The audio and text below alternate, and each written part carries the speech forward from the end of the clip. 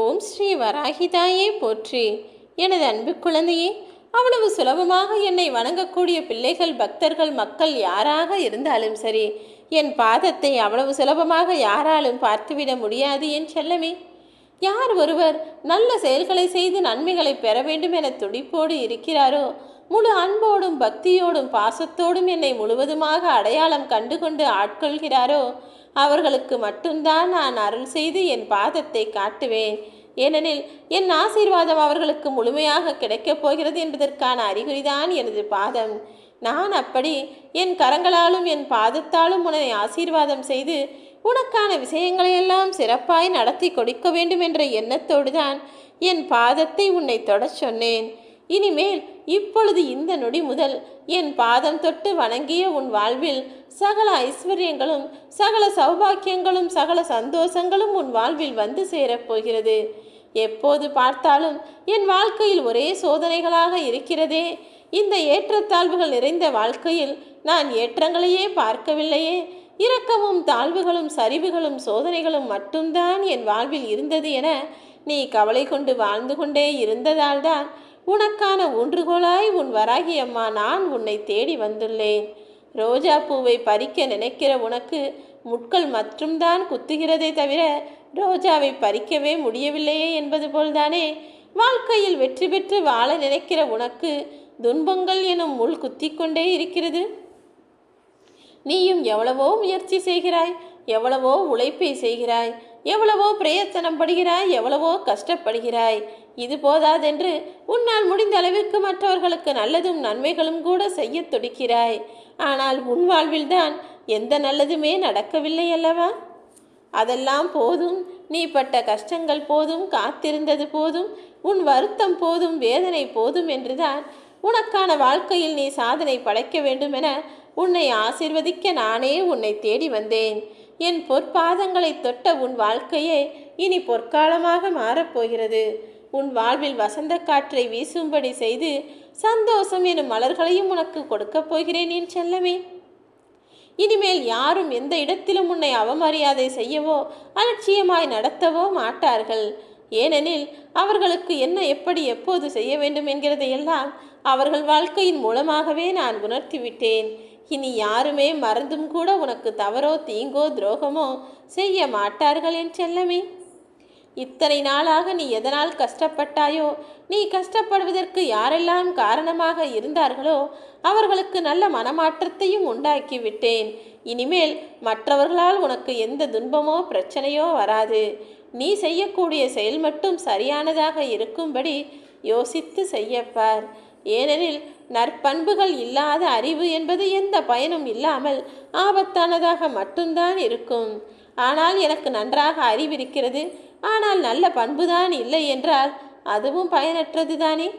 என் பிள்ளையான நீ நல்ல குணத்தோடும் இருக்க வேண்டும், அறிவோடும் விவேகத்தோடும் செயல்களை செய்ய வேண்டும். காலம் என்பது கண்ணீரை மட்டுமல்ல, உனது காயங்களையும் ஆற்றத்தான் போகிறது.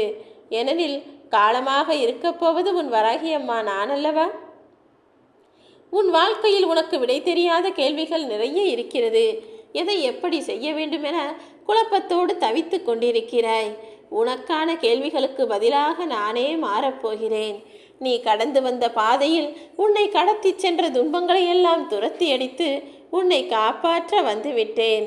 காற்று அடிக்கிற திசையிலெல்லாம் பறக்கக்கூடிய சாதாரண சருகு கிடையாது நீ. காட்டாற்று வெள்ளமே வந்தாலும் அதில் எதிர்நீச்சல் போட்டு துள்ளி திரியக்கூடிய மீன் போல உன்னை சுதந்திரமாய் பறக்க வைக்க வாழ வைக்கப் போகிறேன்.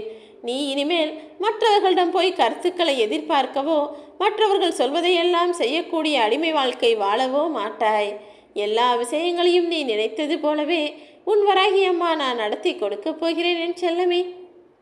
மற்றவன் சொல்படியே கேட்டுக்கொண்டிருந்தால் வாழ்க்கை கடைசியில் முடிந்து போய் உன் வாழ்க்கை நீ வயதான பிறகு உன்னை பார்த்து கேட்கும், ஏன் நீ உன் வாழ்க்கையை வாழவே இல்லை என்று. அப்படிப்பட்ட கேள்வியையா நீ எதிர்பார்க்கிறாய்? உன் வயதான காலத்தில் நீ சோர்ந்து போய் எந்த முன்னேற்றமும் அடையாமல் அப்படியே வீழ்ந்து போய் ஏன் இப்படி நாம் ஏமாந்த வாழ்க்கையை வாழ்ந்தோம் என வருத்தப்படக்கூடாது. இப்போதே தெளிவாக முழித்துக்கொள்.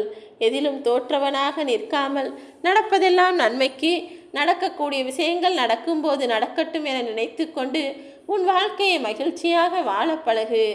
அதற்கு பிறகு பார், நடக்கக்கூடிய விஷயங்கள் எல்லாம் நீ சற்றும் எதிர்பாராத விதமாக உனக்கு நல்லதாகவே நடந்து முடியும். நீ மகிழ்ச்சியை தேடி போக வேண்டிய தேவையில்லை என் செல்லமே. மகிழ்ச்சி தானாகவே உன்னை தேடி வரும். காலத்தின் சுழற்சியால் உன் வாழ்க்கை பாதை மாறிவிட்டது எனக்கு தெரியும். விதிகளை தாண்டியும் உன் துன்பமெல்லாம் வாழ்க்கை முழுவதும் படர்ந்து விட்டது. கலங்காதே. பட்ட காலிலேயே படும், கெட்ட கொடியே கெடும் என்பது போல மீண்டும் மீண்டும் உன் வாழ்வில் நீ இக்கட்டான சூழ்நிலையை எதிர்கொள்கிறாய் என்பது எனக்கு தெரியும். உனக்கான தைரியத்தையும் எல்லாவற்றையும் சரி செய்யக்கூடிய சக்தியையும் நான் உனக்காக அருள்கிறேன். இனிமேல் நீ எதற்காகவும் யாரையும் எதிர்பார்த்து வாழ வேண்டிய அவசியமே இல்லை என் செல்லமே. எப்போதுமே யாராவது வந்து உதவி செய்வார்கள், யாராவது வந்து நமக்கு ஆறுதல் சொல்வார்கள், யாராவது நமக்கு அரவணைப்பு கொடுப்பார்கள் என மற்றவர்களை எதிர்பார்த்து ஏமாந்து போகாதே. ஏனெனில் இங்கு வாழக்கூடிய மனிதர்கள் எல்லாருக்குமே பிரச்சனைகள் இருக்கிறது. ஏதாவது ஒரு விதத்தில் எல்லா மனிதர்களும் கஷ்டப்பட்டுதான் வாழ்ந்து கொண்டிருக்கிறார்கள். நீ தனியாக போராடினாலே உன் மனம் நிச்சயம் தைரியமானதாக வலுவானதாக மாறும். யாரையும் எதிர்பார்க்காதே. நிச்சயமாக உனக்கான வெற்றியை நான் கொடுக்கத்தான் போகிறேன். எனது அன்பு பிள்ளையான நீ இப்படி கவலையால் வாடிக்கொண்டிருந்தால் என்னால் எப்படி நிம்மதியாய் இருக்க முடியும்? தைரியமாக இரு. என்னை வழிபடுகிற உனக்கு அதற்கு உண்டான பலனை நிச்சயமாய் கொடுப்பேன். என்னதான் சிறிதாக தேய்ந்து போனாலுமே கூட சந்தனக்கட்டை மனம் மாறாதுதானே? அதுபோலத்தான் உன் வாழ்வில் நீ எவ்வளவோ கஷ்டப்பட்டும் கூட, ஓய்வில்லாமல் ஓட்டமாய் ஓடி ஓடி உழைத்தும் கூட தவறான வழியில் செல்ல வேண்டும், தப்பு தப்பாய் சம்பாதிக்க வேண்டும் என யோசிக்கவே இல்லை. அப்படிப்பட்ட உனக்காக உன் வராகி அம்மா நான் இருக்கிறேன். நீ மனம் கலங்கி தளர்ந்து போகவோ கவலையுறுவதோ கூடாது. எப்போதும் சந்தனக்கட்டை போல எல்லாருக்கும் நல் மனத்தை கொடுக்கக்கூடிய ஆளாக இரு என் செல்லமே. முட்களுக்கு நடுவேதான் வாழ்க்கை என்றாலும் கூட வாடி போவதற்கு முன்பாக எப்போதும் சிரித்து கொண்டுதானே ரோஜா இருக்கிறது. நாம் முட்களுக்கு நடுவில் இருக்கிறோமே என ஒரு நொடி கூட அது கவலைப்படுவது கிடையாது. அதே போல்தான் வலிகளுக்கும் வேதனைகளுக்கும் நடுவில்தான் உன் வாழ்க்கையும் இருக்கிறது. நீ எதை பற்றியும் கவலைப்படாமல் எனக்கான விடியல் வரும், எனக்கான சந்தோஷம் வரும், எனக்கான மகிழ்ச்சி கிடைக்கும், நான் தேடிய செல்வங்கள் எல்லாம் என்னை வந்து சேரும் என்கிற நம்பிக்கையோடு உன் வேலைகளையும் கடமைகளையும் சரியாக செய்து வா. உன் உழைப்பின் மூலமாக நீ உயர்ந்து வருவாய். நீ நினைக்கக்கூடிய பொற்காலமான வாழ்க்கை நிச்சயமாக உனக்கு அமையும். நீ நினைத்தது போல உன்னை நான் வண்ணமயமாய் வாழ வைப்பேன் என் செல்லமே. நீ மிகவும் சிரத்தையோடு முயற்சி செய்யக்கூடிய எல்லா செயல்களிலும் உனக்கு நான் வெற்றியைத்தான் கொடுக்கப் போகிறேன். நீ உன் வாழ்வில் அடுத்த இடத்தை நோக்கி முன்னேறி போகப் போகிறாய். வசந்தம் உன் வாழ்வில் வரப்போகிறது. நீ எதிர்பார்த்த எல்லா மாற்றங்களையும், எல்லா சந்தோஷங்களையும், எல்லா முன்னேற்றங்களையும் உனக்காக நான் அருளப் போகிறேன். இனி நீ எதை நினைத்தும் கவலை கொள்ளாதே. உன் விருப்பங்கள் எல்லாம் அப்படியே நிறைவேறும். உன்னை ஆசீர்வதித்து நான் அருள் செய்வேன். ஓம் வராகி.